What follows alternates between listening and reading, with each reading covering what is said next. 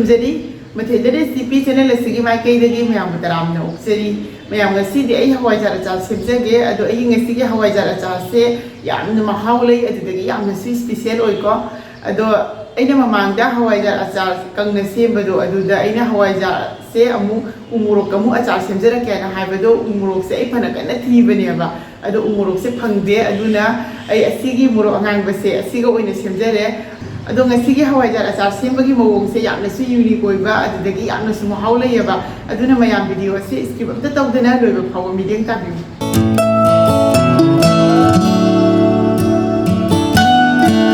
मयाम ngasiगी हवाईजार अचार से सेमबदा चंगदा मचलसिंग खरा अइना सिदा लौजरे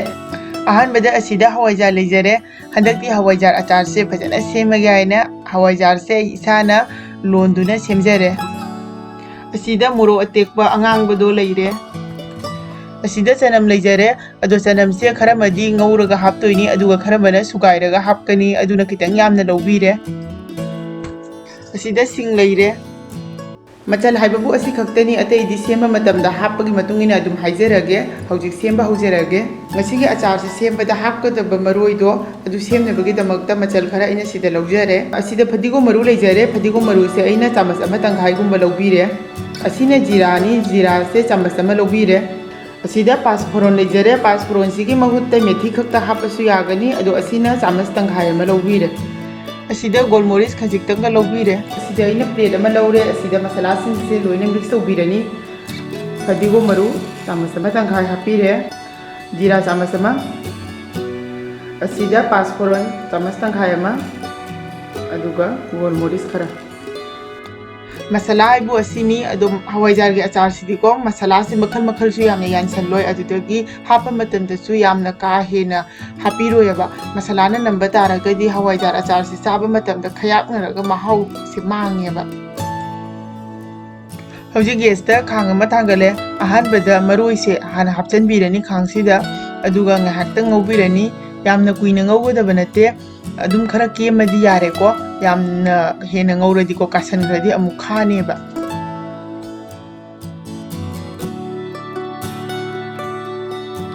हौजी एसी यारनी अदुना मैसे थिंजनबीरनी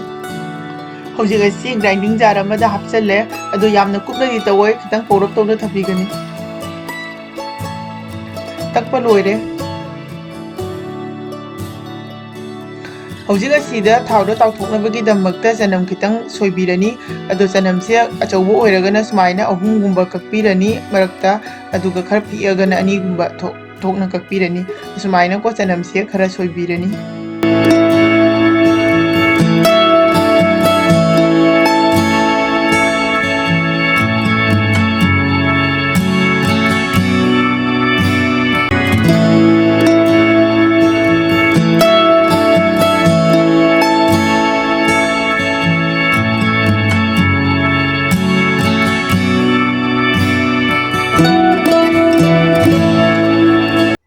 हौजिक मुरो अतेकपसे अचिसु मरक मरकता कक्तुना सेमबीरनी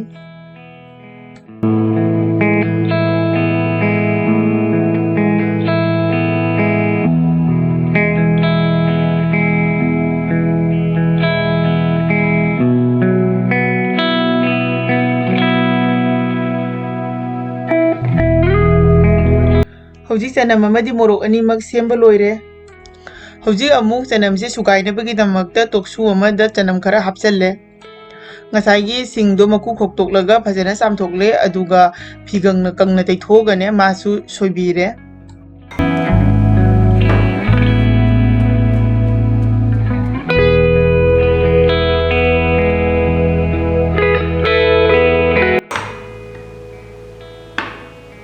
हौजिक थाव हापीरनी थाव से खरा यामना हापीगनी मई से लो फ्लेम थम्बीगनी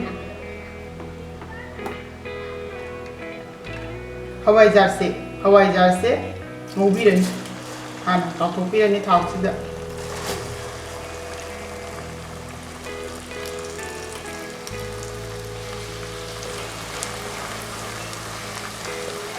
हंदकी सिदी हवाईजार से फौदेको आइदि डायरेक्ट हेक्ता दुम थाव ngौदोइनी हवाईजार से अदुम लो फ्लेम दे मिनिट मरी मंगागुम ngौबीगनी हौजी हवाईजार से यारनी अदो असि लौथोकपीरनी हानको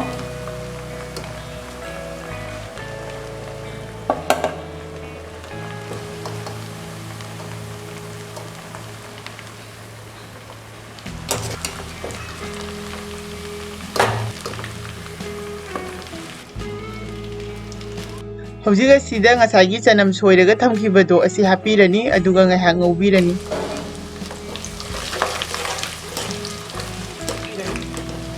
ꯆꯅꯝꯁꯤꯁꯨ ꯌꯥꯔꯅꯤ ꯑꯁꯤꯁꯨ ꯂꯧꯊꯣꯛꯄꯤꯔꯅꯤ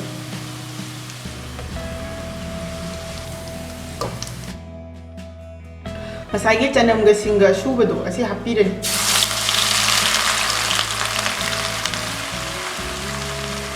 ꯆꯅꯝꯁꯤꯡ ꯍꯥꯞꯄꯗꯣ ꯑꯁꯤ ꯗꯥꯏꯔꯦꯛ ꯍꯦꯛꯇ ꯑꯍꯤꯡꯕꯗꯒꯤ ꯁꯨꯒꯥꯏꯔꯒ ꯍꯥꯞꯄꯅꯤꯅꯀꯣ ꯃꯥꯁꯦ ꯈꯔ ꯀꯨꯏꯅ ꯑꯗꯨꯝ ꯉꯧꯕꯤꯒꯅꯤꯕ ꯑꯁꯤꯗ ꯍꯧꯖꯤꯛ ꯉꯁꯥꯏꯒꯤ ꯃꯣꯔꯣꯛ ꯁꯣꯏꯔꯒ ꯊꯝꯈꯤꯕꯗꯣ ꯍꯥꯞꯆꯟꯕꯤꯔꯅꯤ ꯃꯣꯔꯣꯛꯁꯦ ꯍꯥꯞꯂꯕ ꯃꯇꯨꯡꯗ ꯃꯣꯔꯣꯛ ꯑꯃꯗꯤ ꯆꯅꯝꯁꯤꯡꯁꯦ ꯉꯥꯏꯍꯥꯛ ꯑꯗꯨꯝ ꯉꯧꯕꯤꯒꯅꯤ ꯑꯩꯅ ꯁꯤꯗ ꯊꯥꯎꯒꯤ ꯆꯥꯡꯁꯦ ꯈꯤꯇꯪ ꯌꯥꯝꯅ ꯍꯥꯞꯄꯤꯁꯦ ꯑꯆꯥꯔꯁꯦ ꯀꯨꯏꯅ ꯊꯝꯕ ꯌꯥꯅꯕꯒꯤꯗꯃꯛꯇꯅꯤ ꯃꯌꯥꯝꯅ ꯑꯆꯥꯔ ꯁꯦꯝꯕ ꯃꯇꯝꯗ ꯑꯦꯅꯤ ꯑꯆꯥꯔ ꯑꯃ ꯁꯦꯝꯕꯗ मासे कुइना थमगे हाइना हाइबा तारगदि थावगी चांगसे खरा हेना अदुम हापिउ चनम सिंग अमदि मोरोक हापगा ngौखिबदो असि यारनी चनम सिंग हापखिबदो अदुसु फजेना केमना मुल्लेबा होजिगा सिदा याइंग हापिरनी याइंग से चामच अमा हापिरनी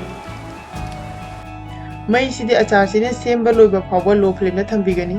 असिदा कश्मीरी लाल मिर्च चामच अमा कक लौजरे अदो अतोप्पा मोरोक असुबदि हापरोय हाइबदि मोरोक अतेकपा हापखिबदुना दुम सारनेबा असिदि अइना मचुगी दमकता कश्मीरी लाल मिर्च से चामच अमा हापजबनी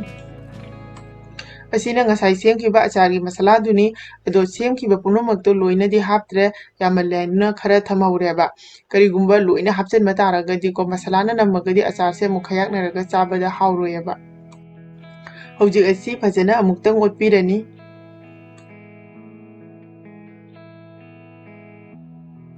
hojik asida ngasai ngauthoktu na thamkhiba hawaijar amadi chanamdo hapchanbirani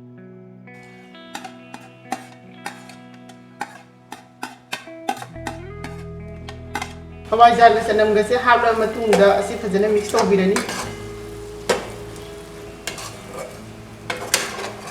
ma'am असिगे हवाईजार का चार से साकिना हावुनिबो मैम सु सोइदना try तौबियो इसागी चांगदा थुम हापिरनी थुम हाबला मतुंगदा अमुक्तंग फजना ओतपिरनी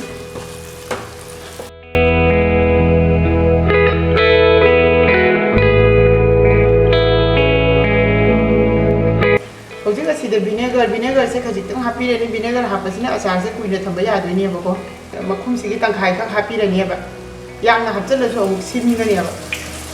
si otpirani khajana vinegar hapla matungda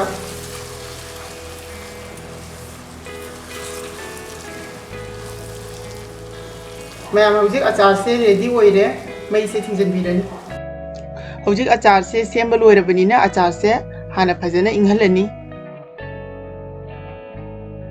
हौजिक अचार से फजने इंगे अदुना अइना सिदा ग्लास की जार अमा लौरे असिदा अचार से हांजनबीरनी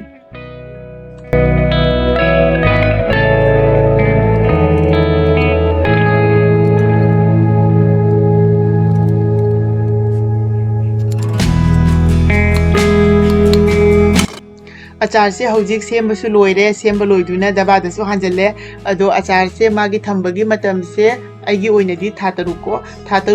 हेना थंबा यागनी कइतो तौरोय अदो अचार से कुइना थंगे हाइना हाइबा तारगदी थावगी चांगसे खितंग यामना हापिउ